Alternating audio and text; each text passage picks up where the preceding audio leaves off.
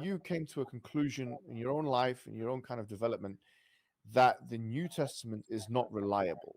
Why did you come to that conclusion? Yeah, I did come to that conclusion. I started out as a very conservative fundamentalist Christian who believed that every word in the Bible was completely true, and that there were no errors of any kind, scientific, geographical, historical, anything. And over time, I came to realize that that wasn't right, and in part it was because I recognized I was open to any point of view. But I came to recognize that in fact there are discrepancies and contradictions in the New Testament. Just say between the Gospels and their accounts of Jesus, or between what the book of Acts says about Paul, what Paul says about Paul, or about, so there are discrepancies, and obviously if there are discrepancies, they both views stated can't be true. So the trick is, though, what does it mean to be unreliable? I mean, if you've got a friend who's giving you directions, and about 10% of the time they're wrong, you don't know if you can trust him or not. But it's not that he's like completely unreliable. It's just that you have to figure out when's he got it right and not. And that's how it is with the New Testament, especially. You've got to figure out where it's right and where there are mistakes.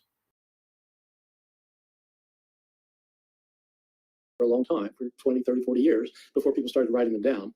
We know a good deal about what happens to stories in oral traditions, even in cultures that are not literary, even in oral cultures. Stories change, and when a storyteller will change a story in order to make a point, or to in light of his audience, or for all sorts of reasons, and stories get made up. And so there are stories in the Gospels that are almost certainly made up. I think both groups are interested in showing that their own scriptures are important. And in the case of Muslim apologists, the idea is that the Quran doesn't have any of these problems, and therefore Islam is a superior religion. I'll tell you where I would agree. When it comes to the New Testament Gospels and the entire New Testament, we have many thousands of copies, and they do have lots and lots of differences among them. Hundreds of thousands of differences among our copies of the New Testament. But most of those differences are completely insignificant. Like, they don't matter for anything. We're counting like misspelled words and things like that. So they don't. But some of them do matter. They affect how you might understand a passage or a book or the entire New Testament. And the Quran's just not like that. Obviously, and the Quran has been faithfully copied for many, many centuries. So that part is absolutely right.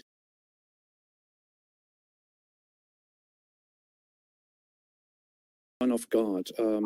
Did they understand him to be the Son of God, not only in the sense of a great guy, but also in in a spiritual, religious way, the way Christians later understood him? Was that something that was there from the beginning? I think it was there from the beginning, but they meant something different by it. In Jewish circles, Son of God is used in the Old Testament, the Hebrew Bible. Son of God is used for various beings. It can be used for angels, for example, but it can also be used for humans. The king of Israel was known as the Son of God. And the logic of it was that God has a kind of a representative on earth through whom he channels his will.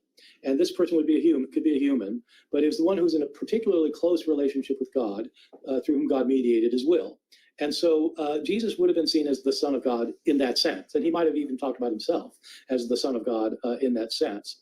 Later, that came to mean that in some sense he himself was divine, that he was God. And that's the meaning that carried on later. But early on, I don't think they meant it that way.